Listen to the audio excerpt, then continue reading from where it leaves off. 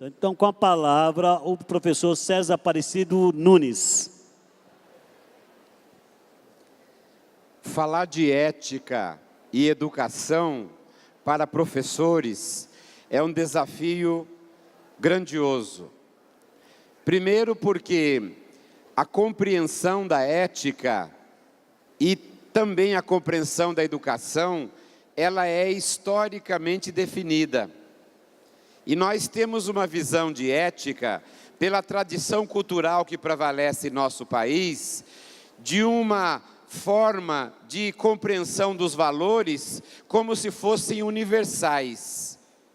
Aristóteles, 300 anos quase antes de Cristo, é que vai cunhar a palavra ética.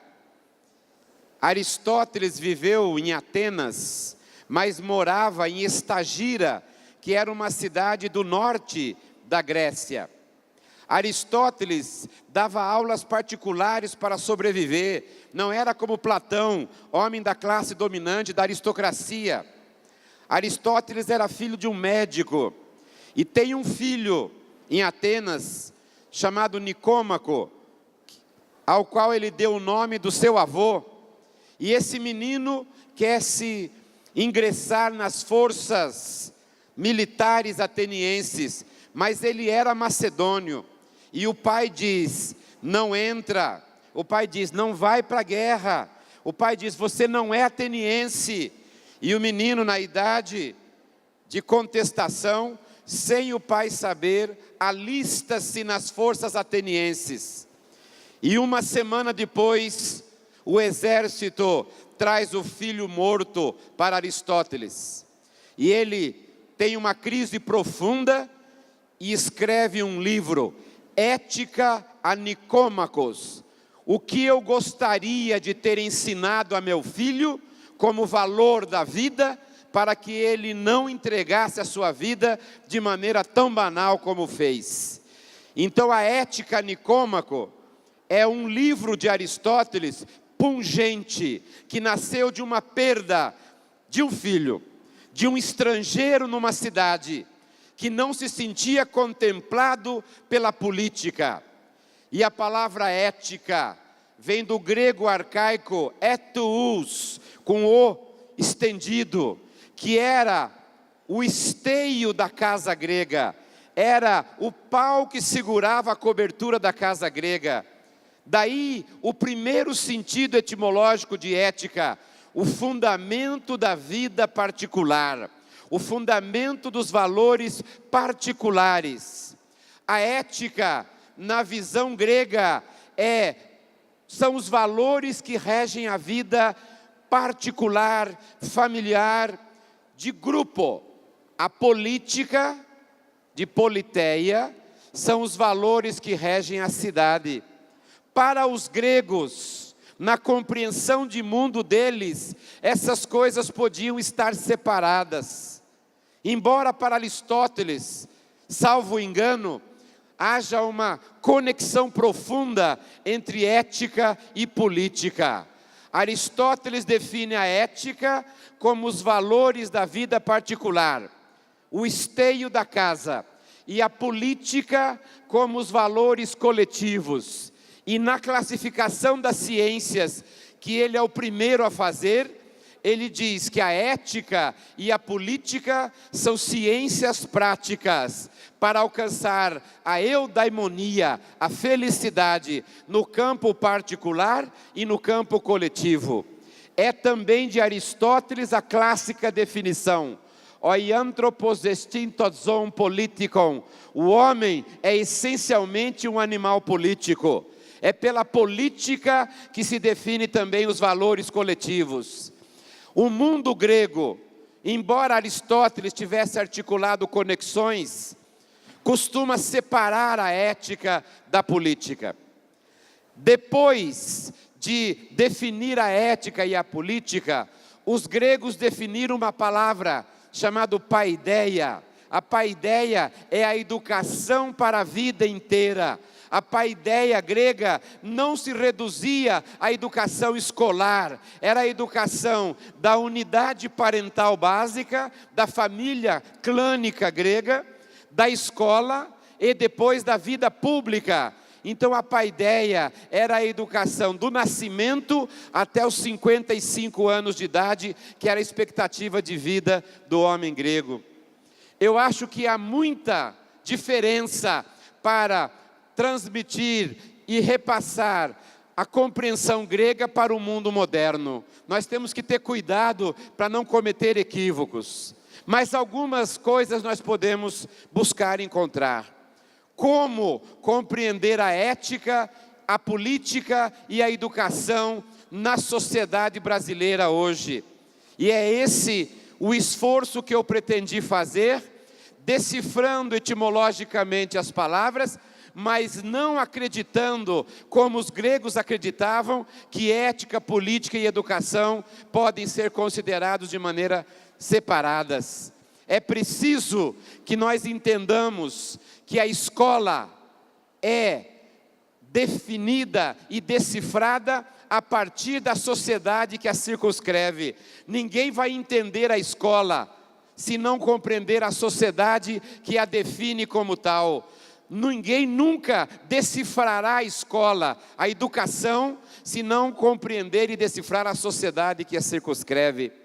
E eu queria usar a palavra decifrar, já que eu estou na cultura grega, lembrar de Édipo Rei, a peça de Sófocles, que tinha um animal mitológico chamado esfinge, que tinha o rosto de gente, o corpo do leão e as garras da águia, a simbolizar, ela parece humana, o rosto de gente, mas ela é mais selvagem que o leão e mais traiçoeira que a águia. E a esfinge colocava todo jovem diante de si e perguntava: decifra-me ou eu te devoro. Eu queria usar essa metáfora para dizer de maneira indicativa que para mim a sociedade brasileira, a escola e a educação brasileira, que são o terreno histórico onde nós nos movemos, são como a esfinge, parecem humanizados, mas às vezes são mais selvagens que os leões, que nos perdoem, e as águias, que são supostas virtudes humanas atribuídas aos animais. Nós só entenderemos a necessidade de articular ética e educação a partir da compreensão do espaço político. E o Brasil é herdeiro de uma tradição. Eu gosto muito de um filósofo da minha geração chamado Sartre, que diz: primeiro cada homem tem que conhecer o que fizeram dele, para não ser ingênuo. Conheça bem o que fizeram de si. E depois o Sartre escreve: depois de conhecer o que fizeram de si, cada homem, mais ou menos esclarecidamente, tem que definir o que ele vai fazer com o que fizeram de si. E essa segunda atitude é que marca a originalidade de cada existência. Não é o que fizeram de si somente, é o que você vai fazer com o que fizeram de si. Quando alguém quer fazer alguma análise da ética, da educação ou da escola brasileira, geralmente as pessoas olham para dois olhares que eu chamaria um pouco viciados ou estreitos. As pessoas olham para o Estado. As sociedades humanas primeiro foram sociedade civil, depois constituíram governos. No Brasil foi o inverso, o Estado veio antes que a sociedade civil. Primeiro capitanias hereditárias, governo geral, intendência de Minas, república.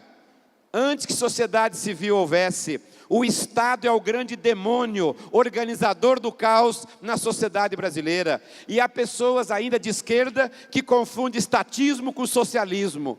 E é necessário que a gente entenda e possa fazer a crítica da marca histórica do Estado entre nós, o demiurgo, o organizador do caos.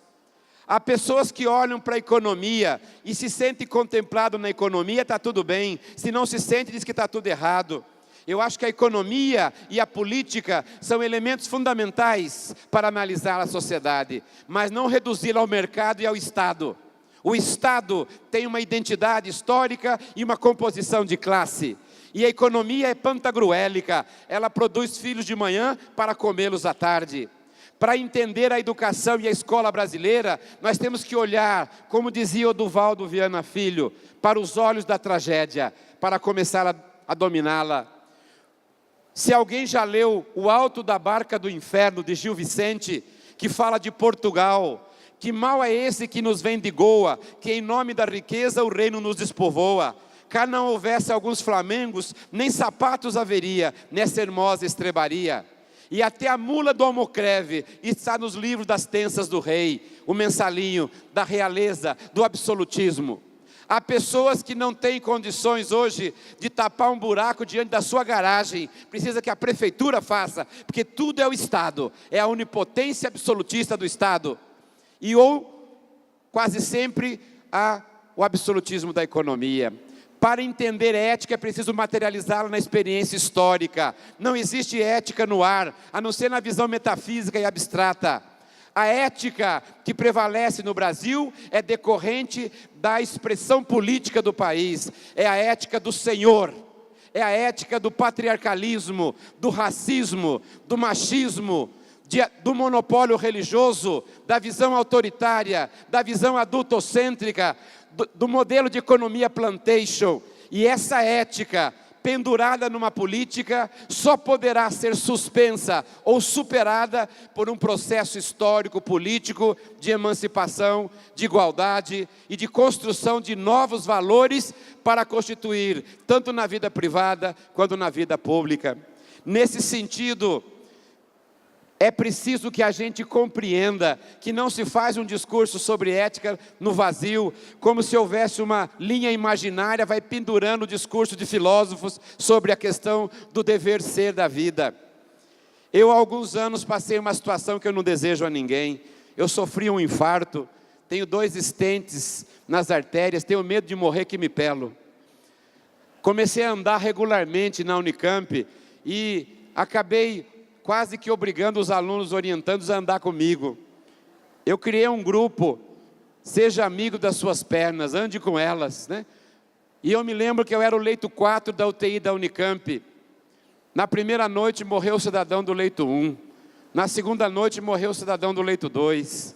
Na terceira noite eu pedi para me trocar de lugar. E o enfermeiro me colocou no lugar do número 1. Eu senti as costas um pouco mais geladas, mas fiquei calmo. E onde você tem espaço para pensar na vida é na UTI. E eu fiquei pensando, por que será que eu fiquei calmo? E eu cheguei à conclusão, nós estamos tão colonizados pela ideia de ordem, que a gente pensa que tudo na vida tem que ter ordem, e a gente constituiu como ética da ordem, que eu inconscientemente pensei que como sair da ordem da morte, estaria livre dela. E a gente percebe que não é assim. Na UTI me levaram um livro da Adélia Prado para ler, e eu li um texto da Adélia Prado, A Consciência Estética do Brasil.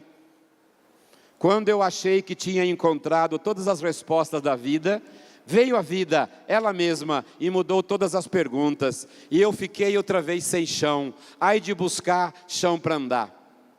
E o Guimarães Rosa fala, a vida é assim, aperta e afrouxa, esquenta e esfria, o que ela pede de nós é coragem. Mestre é aquele que de repente aprende.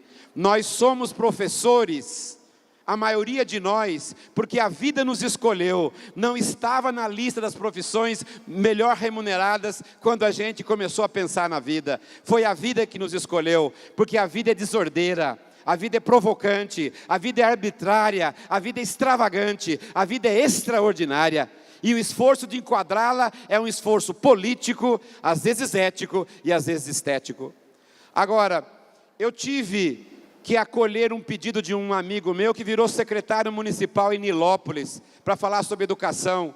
E lá eu cheguei, não tinha um lugar lindo como esse para falar. Me puseram na quadra da Beija-Flor de Nilópolis, 2.000 pessoas. E eu falei, tomara que um dia a educação e a ética no Brasil sejam os maiores valores e a gente deixe uma escola digna para cada criança e adolescente. E um senhorzinho pediu a palavra, falou, professor César Nunes, eu lhe prometo, vai haver um desfile sobre ética e educação pela Beija-Flor. O ano que vem já está escolhido, eu não posso mexer. Daqui a 2 anos é meu adversário, não vou brigar com ele. Mas daqui a 3 anos volta para mim e vai haver um desfile da Beija-Flor. O senhor espera? Para não perder a piada, eu falei, esperei 500 anos, espero mais 3. E eu fui para minha casa todo feliz e entusiasmado. Falei para minha mulher, que também é professora. eu influenciei a Beija-Flor para fazer um desfile sobre educação e ética. E as mulheres, quando querem, derrubam a gente com uma palavrinha só. Ela falou assim: tem algum contrato assinado? Falei: não.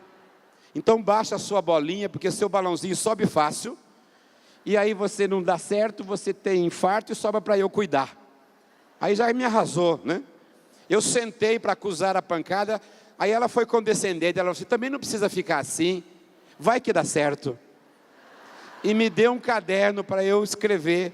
Falou assim: desenha o que você quer pensar sobre ética e educação, e quando a Beija-Flor chamar, se chamar, se apresenta.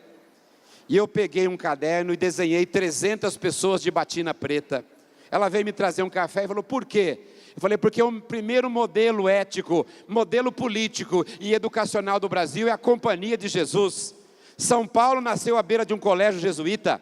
E o que era a Companhia de Jesus? Era o que havia de mais rombudamente atrasado na Europa do século XVI. Era combater a modernidade, restaurar o papado, restaurar a civilização cristã, combater o racionalismo e o empirismo. Fomos constituídos como uma sociedade pré-moderna, onde o absolutismo do Estado e a onipotência da economia produzem em nós ethos, valores, que hoje tem que ser questionado. Se alguém quiser um dia pegar o Ratio Studiorum Societas Jesu, programa de ensino da Companhia de Jesus, 1548, 1555, terminou em 1599, está lá, instaladamente: Massima educatione est fecit obedere, sicut perinde ac cadaverum ad maiorem Dei gloriam, em latim. Eu vou traduzir, vocês me desculpem se eu falo alguma coisa em latim. Eu estudei 13 anos de latim, não tem outra oportunidade, eu não sei em palestra, né? Não tem aula, não tem mais nada. Então eu cito na palestra que eu estou pelo menos liberado. O que diz o Ratio Studiorum, que tinha o currículo trivium et quadrivium? O máximo da educação consiste em fazer com que uma criança lhe obedeça, como um cadáver sem vontade própria, para a maior glória de Deus. Ainda bem que vocês reagiram.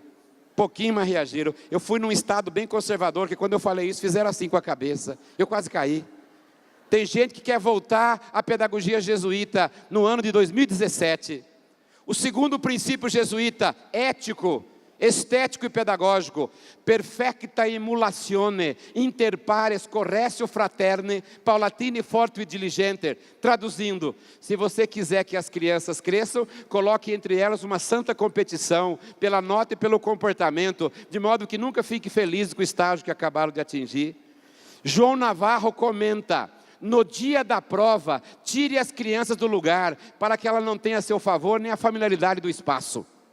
Uma escola tradicional, conservadora, cristianizadora, que enfia goela da alma abaixo uma visão de mundo colonialista. La espada e la cruz iban dizimando la família selvagem, denuncia o poeta Pablo Neruda. A segunda ala do meu desfile frustrado: Benjamin Constant e a Escola da República. Quem era Benjamin Constant? Tenente-coronel do Exército Brasileiro, serviu ao Marechal Deodoro da Fonseca e ao Marechal Floriano Peixoto.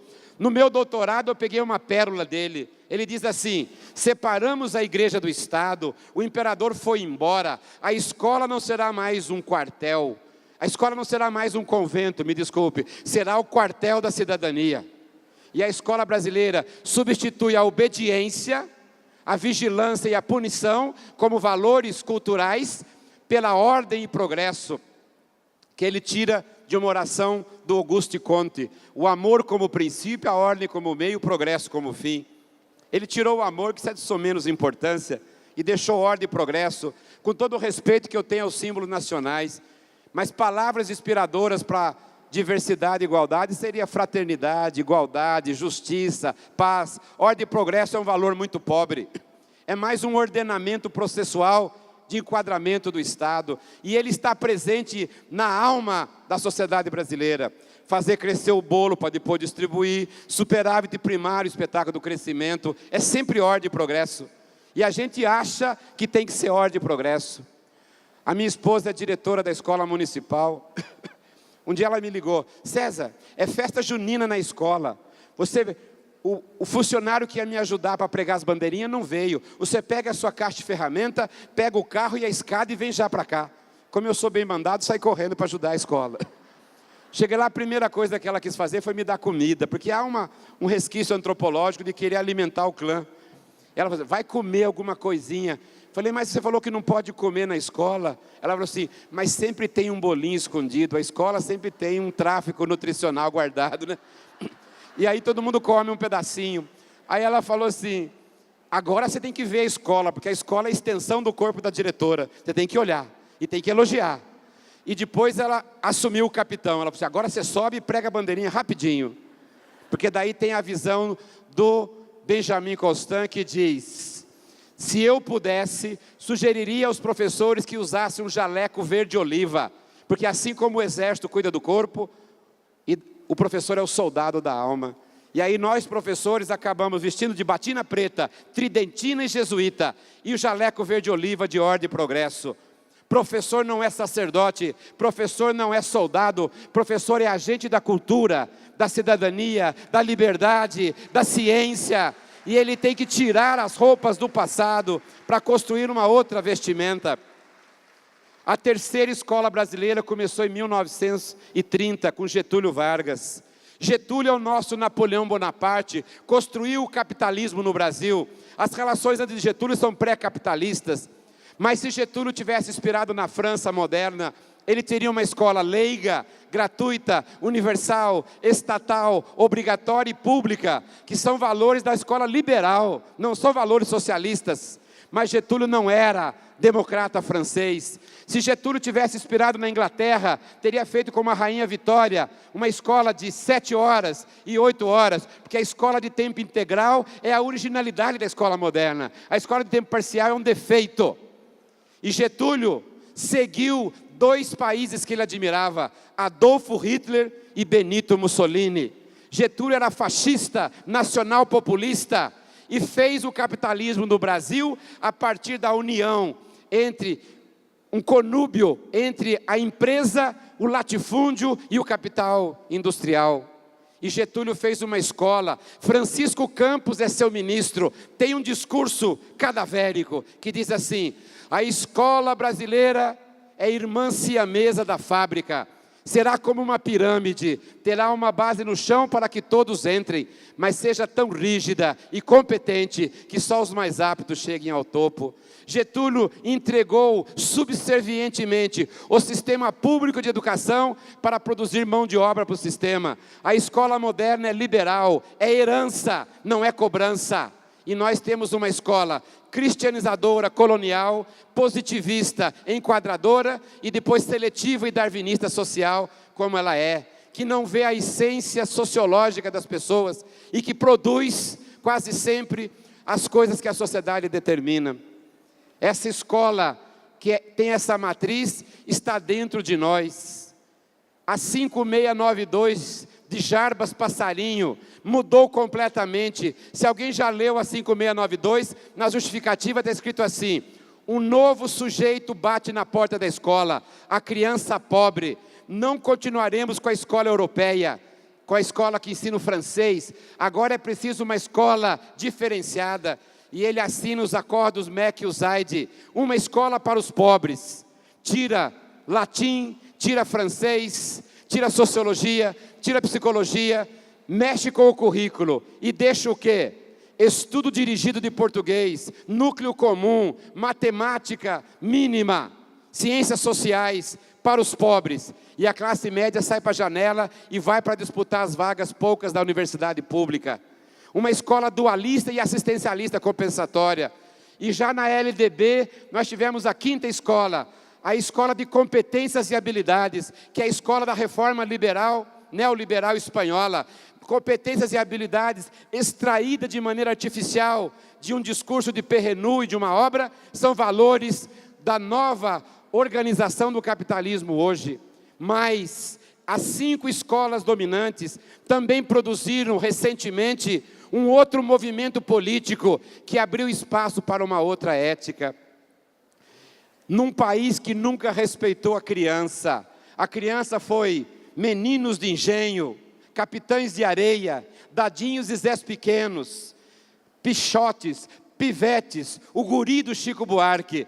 Nós fizemos, numa tênue expressão de democracia, fizemos o Estatuto da Criança e do Adolescente, proteger a criança, educar a adolescência, criar sistemas de proteção, e pela primeira vez na história do Brasil, nós temos a possibilidade de construir uma ética da proteção à infância e da construção de uma escola de acolhimento e de humanização. Num país que nunca respeitou a mulher foi tratada no Brasil como Iracema, por José de Alencar, como Amélia, por Ataúfo Alves e Mário Lago. Amélia, que era a mulher de verdade, às vezes passava fome ao meu lado e achava bonito não ter o que comer. Amélia não era mulher de verdade, Amélia era o capacho de um homem machista. O nome da mulher brasileira não é nem Amélia e nem Iracema, é Maria da Penha. Ao lado de todo grande homem tem uma grande mulher. Não é à frente e nem atrás, né? Não quer nenhuma diferença, eu só quero direitos iguais, salariais, econômicos, culturais, sociais, respeitando a minha diferença. Num país que nunca respeitou o negro, fizemos conteúdo afrodescendente, fizemos possibilidade de reparação, demarcamos terras quilombolas, uma experiência pequena de convívio democrático. Num país que nunca respeitou o indígena, nós recuperamos Raoni, um ídolo do rock, Sting, esteve aqui, e quando eu era estudante, nós fizemos na Unicamp uma camiseta, se a gente não se reunir, a gente se extingue. E a gente começou a defender a causa indígena, demarcar terras indígenas. Os índios tiveram uma estimativa populacional muito maior, numa pequena expressão de valores. Num país que nunca respeitou o direito dos homossexuais, reconhecemos a união estável homoafetiva. É possível conviver, produzimos paradas gays que, tirando a caricatura que muita gente faz e a imprensa trabalha, é a afirmação de uma nova orientação sobre sexualidade, que a França, berço dos direitos humanos, ainda não homologou a lei da união estável homoafetiva. Os Estados Unidos, paladino da liberdade individual, 18 estados têm, 32 ainda não. No Brasil é jurisprudência. Num país que nunca respeitou a pessoa deficiente, chamada de aleijadinho, ceguinho, nós fizemos a Lei Brasileira da Inclusão. Uma inclusão que precisa ser aperfeiçoada, não somente com a presença na escola, com a qualidade da permanência, mas que nós começamos a caminhar na direção da reparação histórica de 500 anos, de uma ética do senhor e do escravo, de uma ética do Estado, de uma ética da tutela das representações políticas, para uma ética da vida, da diferença, da diversidade. Num país que nunca respeitou os direitos humanos, Plano Nacional de Direitos Humanos, Plano Nacional de Educação em Direitos Humanos. Num país que nunca respeitou o meio ambiente, a política e a forma colonizadora era predatória, queimar e queimar. E nós temos hoje o Código Florestal Brasileiro, Rio Mais 10, Rio Mais 20, Ministério Público Ambiental. Então, quando eu vejo a mulher, o negro, o idoso, Estatuto do Idoso, o índio, os homossexuais, os ambientalistas, o Estatuto da Juventude, entrando na sociedade brasileira, eu lembro da música que o belíssimo grupo Curumim cantou aqui, Anunciação, da bruma leve das paixões que vem de dentro. Tu vem chegando, eu já escuto os teus sinais. A voz do anjo sussurrou no meu ouvido. Eu não duvido, eu já escuto os teus sinais. Tu vens, eu já escuto os teus sinais. Por isso, o SINPEEM, se quiser enxertar o seu projeto sindical e político numa experiência histórica, não fique dependente do Estado populista, nem da economia de mercado, competências e habilidades. Enxerte a sua experiência ética e política no avanço dos direitos civis e no reconhecimento do poder dos novos sujeitos sociais do Brasil. A mulher, o negro, o índio, o homossexual, o ambientalista, a juventude, o idoso. Os partidos políticos ajudam, mas quando eles não caminham, a sociedade civil vai adiante. E a sociedade civil é que manteve esses direitos. E a gente, quando perde taticamente o Estado, ainda tem a sociedade civil, ainda tem a escola, para que a gente possa fazer valer uma nova ética, para criar um novo ciclo político, em cima dos valores que nós já engendramos. Eu fiz parte de uma geração, como muitos aqui, que queria que os direitos virassem leis. Hoje, taticamente, eu mudei. Eu quero que a lei vire prática social. Eu quero ensinar aos meus alunos, aos meus orientandos, aos meus filhos, aos meus vizinhos, à minha associação, que o direito da mulher é sagrado, que o direito do negro é sagrado, que o direito do índio é sagrado, que o direito à orientação sexual é sagrada, que o meio ambiente é sagrado, que a possibilidade de um novo país não está somente em entregar de maneira bonapartista para um líder ou outro a liderança do país, mas ter um projeto de emancipação humana que passa pelo enxertamento e pela gravidez política e ética de todas as forças sociais. A terceira margem do rio, na visão do Guimarães Rosa, a sociedade civil brasileira, de vanguardas organizadas, onde o CNTE ocupa um espaço vanguardista, o SIMPEEM ocupa um espaço vanguardista, a defesa lá na Unicamp, a minha instituição, para que a gente não deixe com que nos tirem o que custou sangue. Espaço conquistado com sangue não se entrega, se luta de maneira política e revolucionária. E quem é revolucionário no conteúdo e na forma. Não é por decreto, é pela palavra, a palavra que convence, a palavra que educa, a palavra que humaniza. Nós precisamos mais de professores motivados, esclarecidos, do que de polícia federal e juízes implacáveis. Porque o juiz implacável é para corrigir o que está condenado. Nós precisamos de professores capazes de um gesto de amor, emancipação, humanização e cidadania, que são valores para construir uma outra ética e uma outra escola. Eu ensinei para os meus filhos uma música. Minha dor é perceber que apesar de termos feito tudo o que fizemos, ainda somos os mesmos e vivemos como nossos pais. Ele falou assim: pai, essa música é linda, mas engata uma marcha ré na vida, né? Eu volto para você. 2 dias depois ele falou: pai, escuta essa música, que vai tirar a culpa que a Elis Regina pôs no seu coraçãozinho. E me deu Pais e Filhos, do Renato Russo. Você culpa os seus pais por tudo, são crianças como você.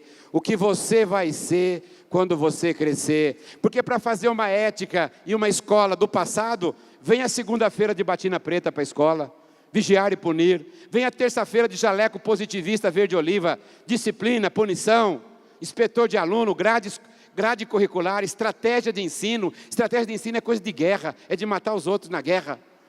Vem a quarta-feira de roupa fascista, avaliativista, criando prova surpresa, prova castigo, sem compreender os alunos e as causas sociológicas que impedem a cognitividade.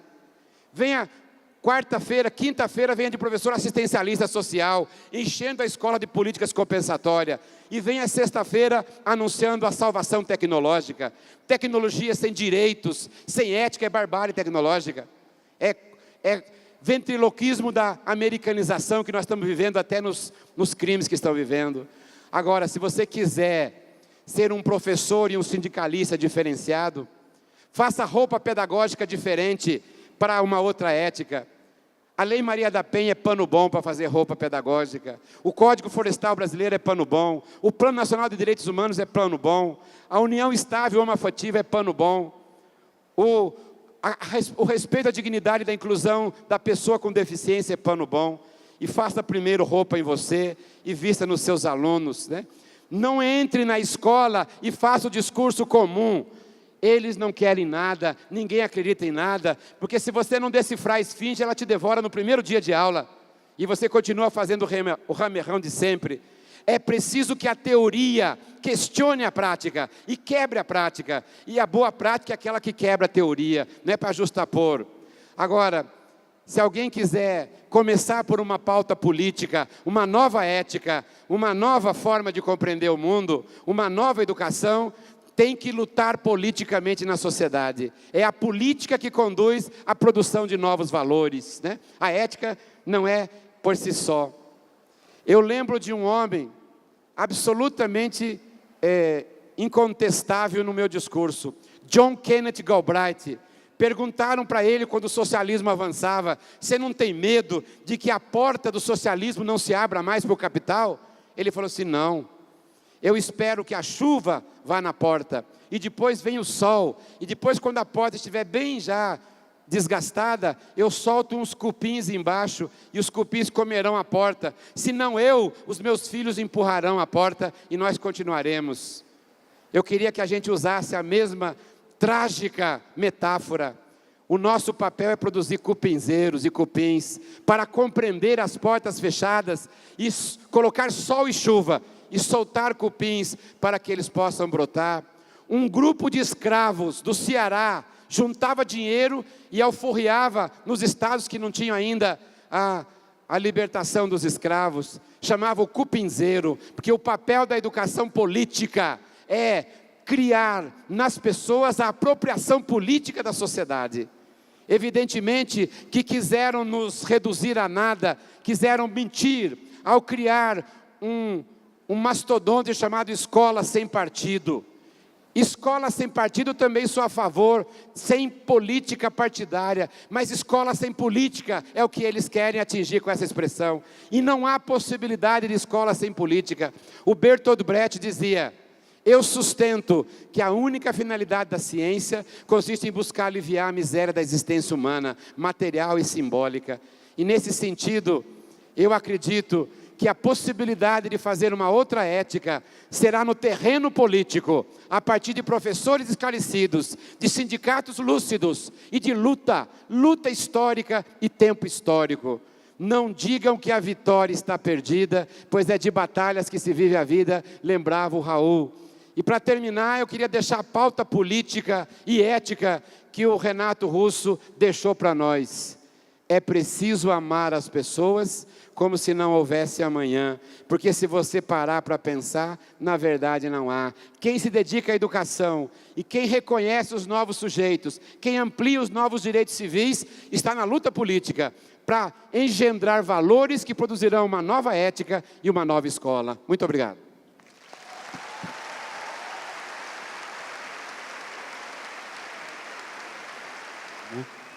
Com a palavra, Regina Migliori. Mais uma vez, bom dia. E assim como vocês, a gente se sente bastante inspirado e motivado pelo tema desse congresso, a ética e a educação. Como a gente acabou de ver, tem um trajeto histórico, cultural, que nos conduziu ao momento presente. E daqui para frente, o que é que a gente faz? Como a gente se comporta? Qual será a melhor trajetória? E para a gente conseguir estabelecer essa trajetória de uma forma benéfica, ética, primeira coisa importante, como a gente já viu, para nós educadores, é a gente conseguir se posicionar com clareza a respeito daquilo que a gente compreende como ética e nas suas diferenças sobre o que é lei e o que é moral. Para que a gente não se confunda e não se submeta a determinadas esferas de valores que nem sempre se apresentam como uma perspectiva ética. Em primeiro lugar, é importantíssimo compreender que lei é um conjunto de regras. É aquilo que, de uma forma geral, o coletivo, a sociedade nos coloca. Como agora? Eu já estou ficando com fome, acredito que vocês também. Mas o horário do nosso almoço vai ser daqui a pouco e essa regra vale para todo mundo. E daqui a pouco a gente vai almoçar feliz e essa regra está fazendo sentido. O que seria a moral? A moral é um conjunto de costumes, é uma ação da cultura sobre todos nós. Para quem se lembra, para quem é aí da minha geração, há alguns anos, algumas décadas atrás, uma artista, uma mulher chamada Leila Diniz foi à praia grávida de biquíni e foi presa. O que mudou de lá para cá? Mudou a barriga, mudou o biquíni, mudou a praia? Não, né? Mudaram os costumes, mudou a maneira da gente compreender aquele comportamento, aquela forma de viver, aquela forma de expor a própria barriga grávida numa praia, curtindo o sol, curtindo o mar. E hoje isso deixou de ser visto como uma agressão, como um comportamento completamente fora daquilo que se tem como expectativa. Então, se a gente está enxergando a lei como um conjunto de regras e a moral como um conjunto de costumes, o que seria a ética? É importante a gente identificar e compreender que a gente só realiza, elabora, monta regras a respeito de um universo conhecido. Alguém aqui vai fazer regras sobre o desconhecido? É impossível.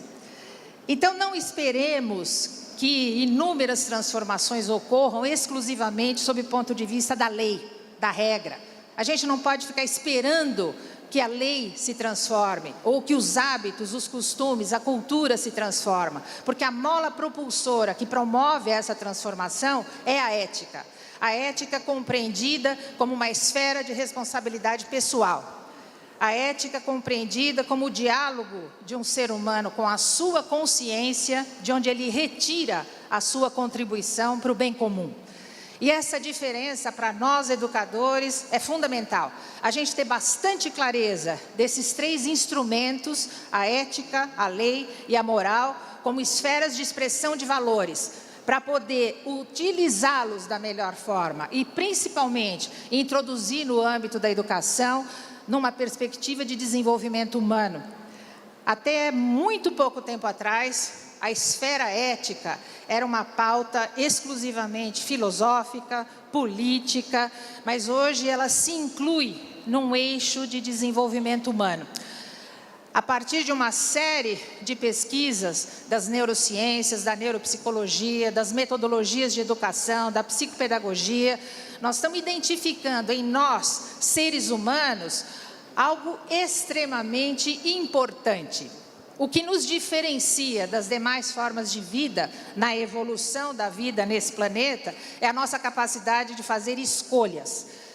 Nós trazemos em nós, na nossa estrutura como seres humanos, uma imensa potencialidade, uma infinita potencialidade de realizar escolhas, de simular situações, de imaginar como poderia ser, de enxergar cenários possíveis, de perceber o que poderia ser diferente, de ampliar o nosso universo, a nossa trajetória a partir das escolhas que a gente realiza. E como educadores, é da nossa responsabilidade ampliar o universo de escolhas das crianças e jovens com quem a gente convive.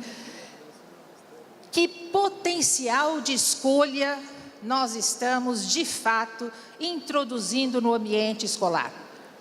O quanto a gente consegue ir além de uma mera expectativa de introdução no mercado de trabalho. E mesmo a respeito disso, hoje a gente ouve a todo instante que daqui a 10 ou 20 anos as profissões existentes tendem a desaparecer e outras novas virão que sequer a gente consegue identificar. O quanto a gente está, de fato, promovendo essa possibilidade de amplificação desse universo, sob o ponto de vista metodológico, sob o ponto de vista estrutural. E isso, meus queridos, é fundamental. Para um ser humano, um dos maiores sofrimentos é ele ter a sensação de que tem o seu universo de escolhas restringido. E é da nossa responsabilidade como educadores propor espaços de amplificação desta potencialidade fundamental no exercício da nossa humanidade, que é o potencial de escolher, de simular oportunidades, de ter opções e de poder decidir que trajetória trilhar. Essa postura proativa é a postura ética. Uma postura que enxerga no nosso cenário a necessidade de transformação, que percebe essa possibilidade e essa oportunidade, mas que encaminha de uma forma inteligente aquilo que pode vir a ser. Por quê? Como seres humanos, nós trazemos aqui uma estrutura biológica, mas também trazemos uma esfera de consciência, algo intangível, invisível, que nos move, que nos encaminha. E é nessa perspectiva de entendimento de quem nós somos que essa dimensão biológica nos apresenta anseios de sobrevivência. É evidente que nós precisamos de alimento, de roupa, de possibilidade de locomoção, de sair daqui e chegar ali de uma forma mais rápida, de acesso a uma série de bens e serviços.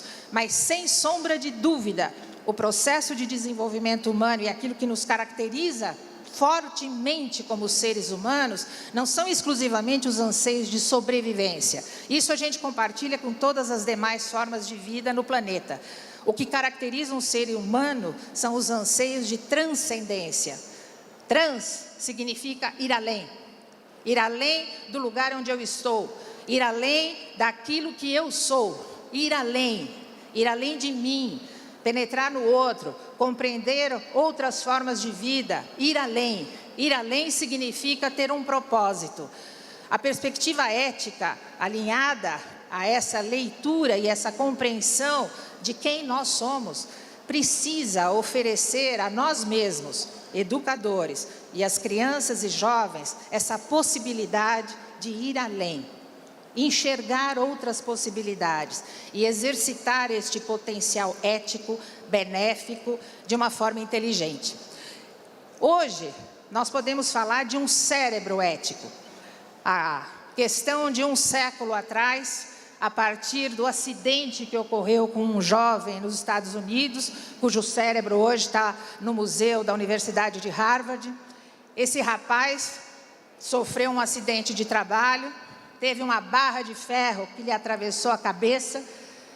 Essa barra de ferro feriu determinadas áreas do seu cérebro, e a partir deste incidente, esse rapaz que milagrosamente se salvou e se recuperou, continuou vivo, mas teve uma mudança de caráter assombrosa.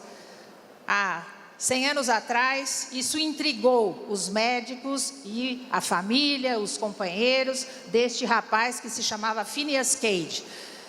E a partir desse ocorrido intrigante, com tudo aquilo que hoje é possível mapear a respeito de quem nós somos e da nossa estrutura, daquilo que trazemos, nós podemos hoje identificar áreas do nosso cérebro que são destinadas ao processamento desta perspectiva ética, de uma perspectiva de valores e de uma perspectiva benéfica.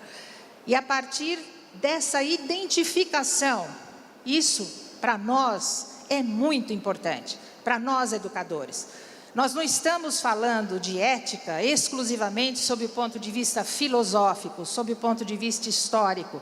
Nós estamos falando de ética como uma natureza de inteligência. Isso faz parte da nossa estrutura. Isso faz parte da possibilidade de desenvolvimento humano das nossas crianças, dos jovens e de nós mesmos.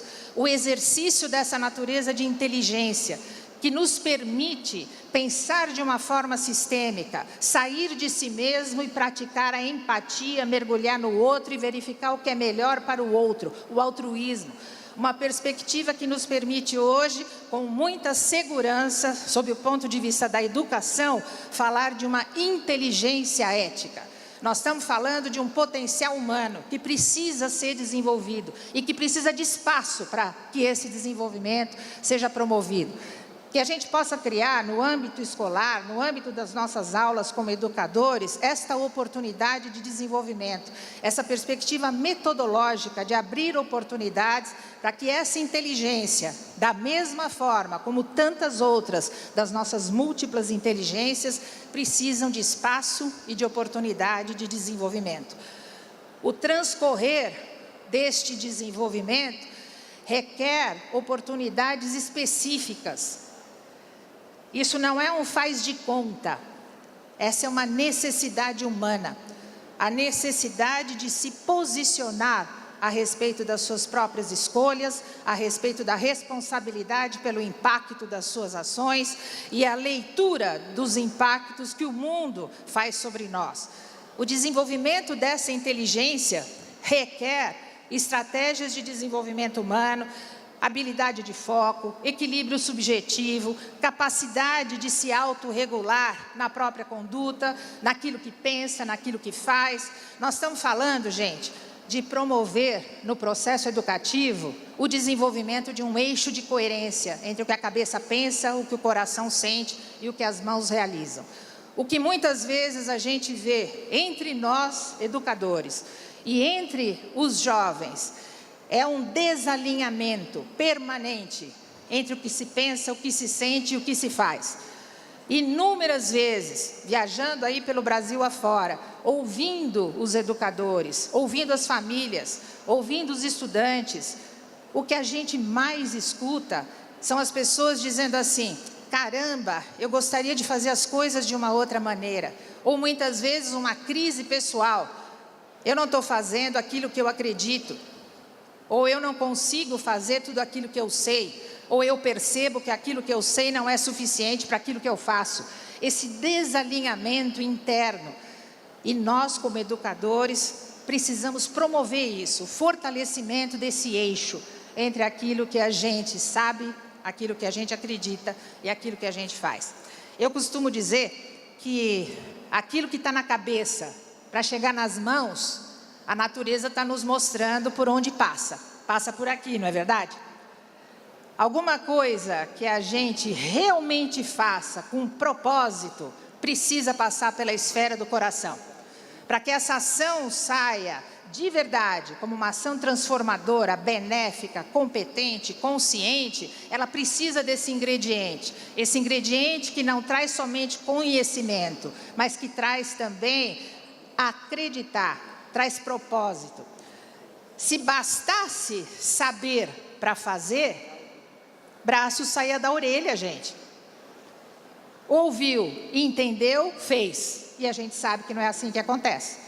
Esse eixo de coerência entre cabeça, coração e mão, ele requer essa perspectiva inteligente, benéfica e essa oportunidade de desenvolvimento. E é assim que a gente pode trazer uma perspectiva de propósito de educação. O âmbito da ética alinhado à nossa proposta educativa na sala de aula, em cada um de nós, na instituição da escola, nas políticas públicas, promover não só o acesso ao estado da arte e do conhecimento, mas também promover um outro eixo fundamental na perspectiva ética, que é o eixo do desenvolvimento humano. E promover um processo educativo com foco em felicidade, altruísmo, compaixão e ética. Esses termos hoje se tornaram traduções desta natureza de inteligência, esta capacidade de compreender a si mesmo, compreender o outro, compreender o próprio contexto e atuar de uma forma altruísta, amorosa. Gente, ser amoroso não é sair por aí dando beijo e abraço. Amor como competência humana, como natureza de inteligência, é genuinamente promover a felicidade do outro. Compaixão não é ter pena do outro. Vamos tomar cuidado com essa escola assistencialista aqui que o César colocou, para a gente não transformar todo mundo em coitado, para a gente justificar o comportamento de muitos jovens, de muitas famílias, de muitas crianças, com uma lista de explicações e justificativas. Amor é promover a felicidade do outro. Compaixão é agir para minimizar o sofrimento do outro. E há algo que a gente precisa recuperar nessa perspectiva ética, nas nossas relações como educadores, junto a essas gerações.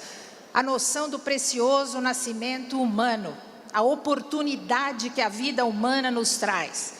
Como seres humanos, trazemos em nós um potencial transformador imenso, mas ele precisa se manifestar, ele precisa de espaço, de oportunidade.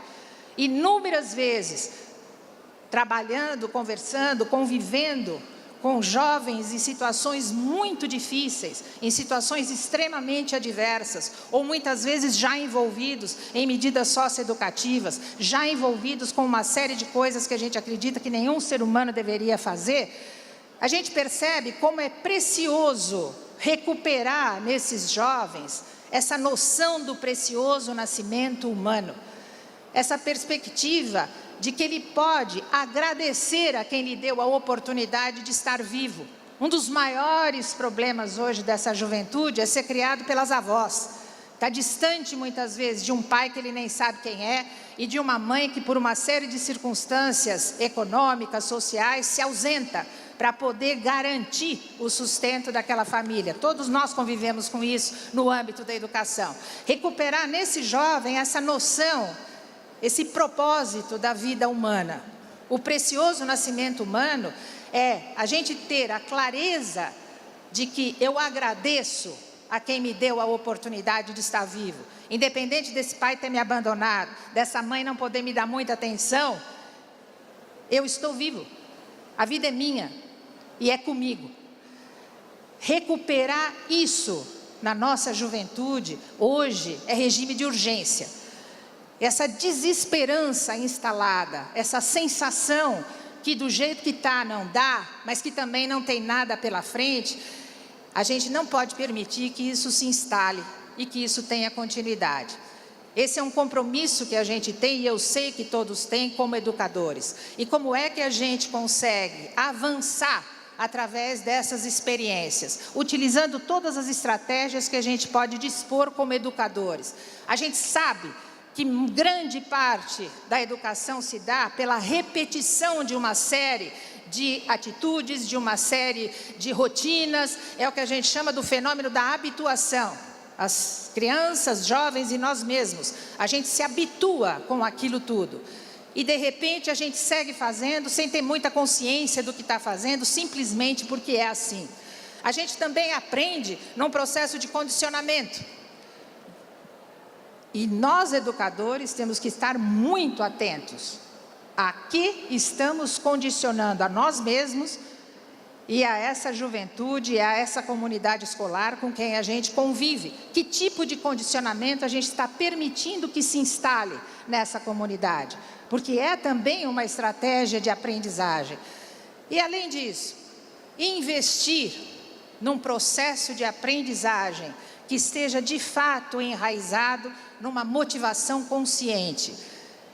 Que exista a oportunidade de se aprender, porque se acredita que aquilo que eu estou aprendendo vale a pena. Este exercício de ter consciência a respeito de um propósito, esse exercício mobiliza as pessoas. O esvaziamento de propósito, a sensação de que eu não sei para que eu estou fazendo isso, ou a sensação de que aquilo que eu estou fazendo não satisfaz a estes anseios humanos, isso produz um incômodo muito grande e eu diria mais, isso produz sofrimento. Nós estamos acompanhando o número impressionante de educadores com síndrome do pânico, com altíssimos níveis de estresse, com crises de burnout. E nós estamos vivendo um momento em que nós todos precisamos recuperar esse propósito. E essa é a linha e a perspectiva ética. Esse potencial benéfico, aquilo que passa a dar sentido para a nossa atuação e para as nossas relações. Que esses estudantes e a comunidade escolar percebam a relevância daquilo que está acontecendo. Ao longo da vida, a gente sabe disso. A vida nos ensina, a gente aprende. E a gente aprende com o sofrimento ou com os momentos de alegria. E isso é a vida. Mas quando a gente fala de um processo de aprendizagem, de uma perspectiva ética na educação, nós estamos falando de uma experiência planejada. Uma experiência de aprendizagem que não é um acaso. Ela é fruto de um planejamento. Ela tem um alinhamento, ela tem um direcionamento. Já vimos aqui, sob o ponto de vista histórico, quantos diferentes direcionamentos já tivemos. Mas vamos aproveitar esse nosso cenário tão turbulento para rever os nossos planejamentos e criar um alinhamento ético sob o ponto de vista daquilo que a gente planeja dentro da escola, como uma experiência de aprendizagem para todos aqueles que convivem com aquele ambiente.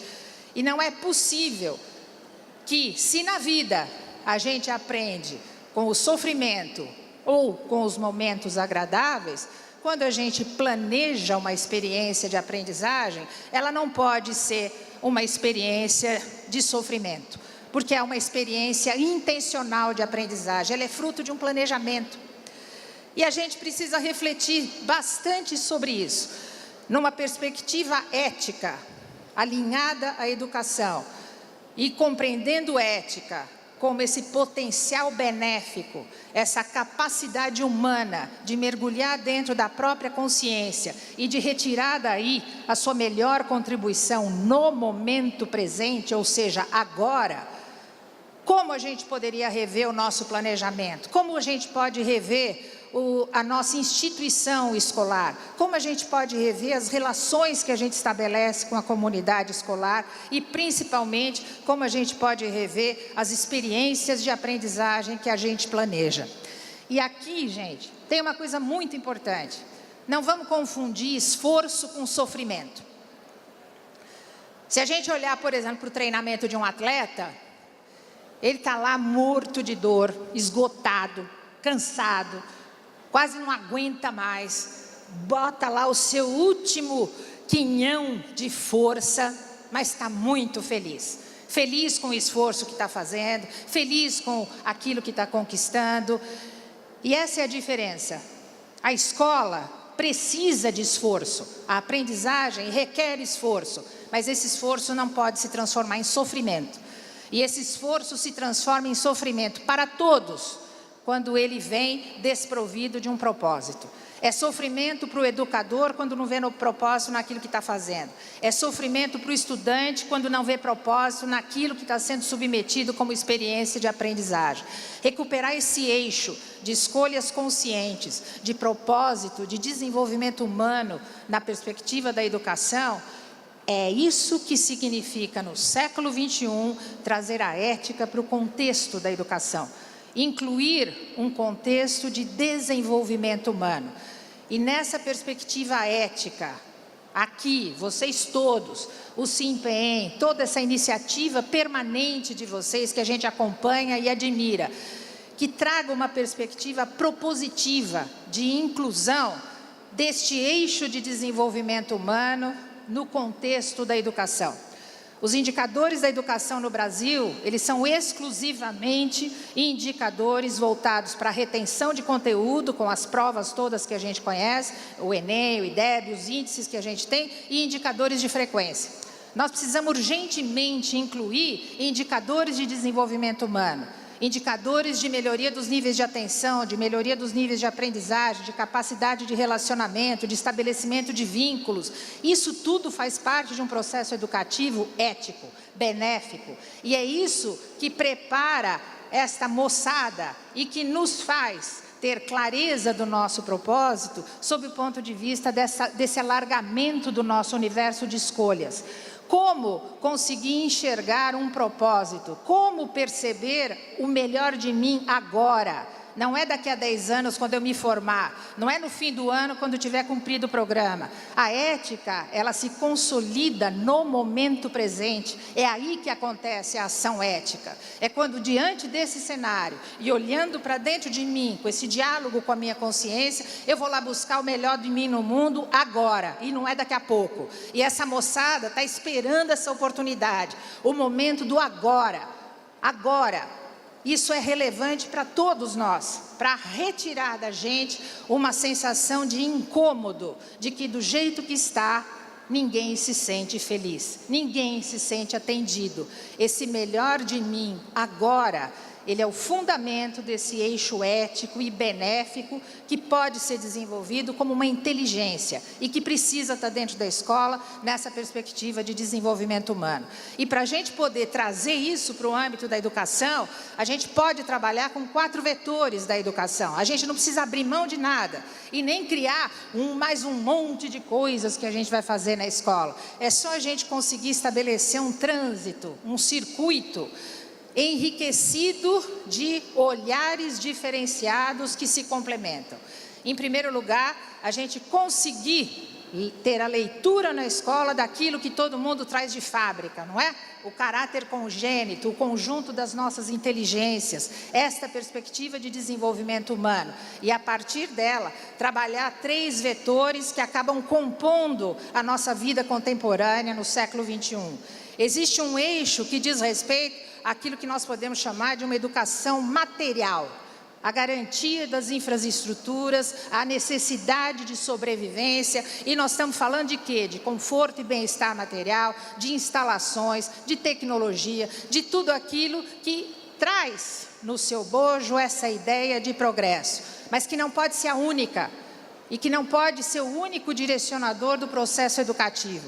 Há um outro eixo fundamental, porque sobreviver, qualquer outra espécie também procura sobreviver. Da mesma maneira como a gente tenta encontrar as nossas formas de sobrevivência como seres humanos.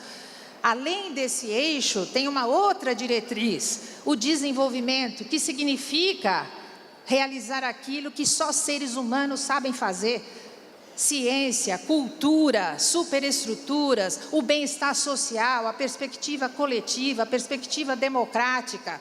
Tudo isso faz parte desse contexto civilizatório e que vem se transformando através dos tempos com muita intensidade e que nesse momento fervilha pela necessidade de novos paradigmas e de uma imensa transformação. Mas além desses dois eixos, uma esfera material de progresso, uma esfera intangível de modelos, de superestruturas e de desenvolvimento, uma educação que também contempla a esfera do desenvolvimento humano, do desenvolvimento pessoal, daquilo que a gente pode chamar de evolução da nossa consciência. Meus queridos, uma criança, nas primeiras séries da escola, ao ser alfabetizada, ao aprender a ler, a escrever, ela está reproduzindo ali, em poucos anos, às vezes em poucos meses, uma trajetória evolutiva da humanidade que demorou milhares de anos. A espécie humana, para conseguir aprender a ler, a escrever, a falar, a ter uma linguagem, isso demorou milhares de anos. E essa maravilha humana se reproduz na sala de aula em pouquíssimo tempo. E ao invés da gente celebrar, muitas vezes a gente ainda dá uma nota, e uma nota baixa para o coitado. Nós estamos falando de uma esfera de evolução que acontece diante de nós, numa perspectiva educativa, e que precisa receber a merecida ênfase no processo educativo. E é dessa forma que a gente vai conseguir ampliar essa consciência ética. Uma perspectiva que envolva, de fato, o desenvolvimento desta consciência, dessas múltiplas inteligências, desse conjunto de valores e dessa capacidade de lidar com estes valores, dessa inteligência que nos permite olhar para alguma coisa e perceber se aquilo é ou não benéfico. E aqui tem uma coisa importantíssima para todos nós, a gente aprender a diferenciar o bom e o bem. O bom é tudo aquilo que eu gosto, que eu acho bacana. E o que é bom para mim, talvez não seja bom para o outro. O benéfico é includente. O bom é excludente. Vamos tomar muito cuidado para não ter uma escola excludente. Uma escola pouco benéfica. Uma escola pouco voltada para o desenvolvimento humano dos seres humanos da nossa época. Das crianças e jovens que estão diante de nós e de nós mesmos como educadores.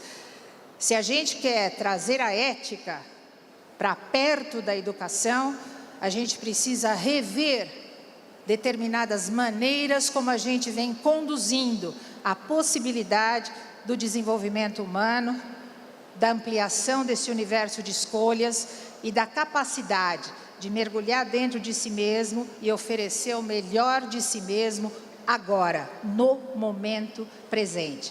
Esta aproximação, principalmente num momento como esse que nós estamos vivendo no Brasil, é fundamental. E eu espero do fundo do meu coração que a gente seja suficientemente competente, inteligente, ético, amoroso, para realizar as transformações que o mundo está demandando que a gente faça. Há 40 anos atrás, um pouco mais, quando eu engatinhava na possibilidade de trabalhar a educação com esse formato, eu fui expulsa da universidade por 2 vezes, porque esse tema foi considerado banal. E eu costumo dizer que se na década de 70 isso era coisa de doido, na década de 80 virou papo de alternativo, a turma do Paz e Amor. Na década de 90 virou tendência com a questão ambiental, com a Eco 92. Hoje isso é cenário. Cenário significa demanda do mundo.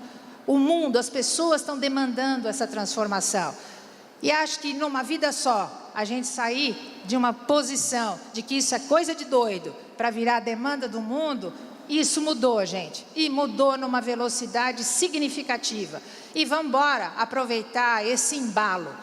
Tudo isso que nós estamos vendo como um cenário cinza no nosso país e no nosso entorno, pode se transformar numa imensa oportunidade de transformação, de ir além da forma de ação atual.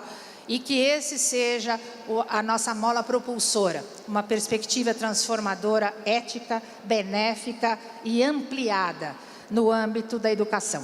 Muito obrigado pela atenção de vocês e eu espero que a gente siga junto nesse caminho, implementando aquilo que é preciso fazer. Obrigada.